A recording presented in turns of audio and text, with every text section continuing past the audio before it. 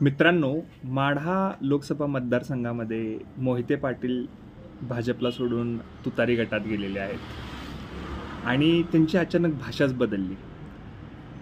त्यांनी काय प्रचार करतायत की 10 वर्षाची जी ही जुलमी सत्ता आहे, जी ही हुकुमशाही आहे, लोक महागाईनं बेजार आहेत. अरे बाबांनो, मग एवढं सगळं होतं तर तुम्ही गेल्या 5 वर्षापासून का भाजप बरोबर होता? तुम्ही 1.5 महिन्यापूर्वी म्हणत होता की भाजपनं आम्हाला उमेदवारी दिली पाहिजे. लोक जर त्रस्त आहेत तर तुम्हाला भाजपची उमेदवारी का पाहिजे होती?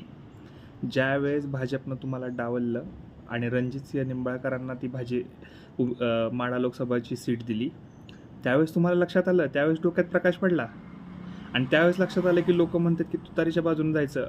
आणि लोकांनी काय म्हणे तर आम्हाला दम दिला की तुम्ही निवडणुकीला उभारलं पाहिजे. अरे तुमच्या अस्तित्वाची लढाई आहे ही, त्याच्यासाठी तुम्ही लढत आहात आणि सतरंजा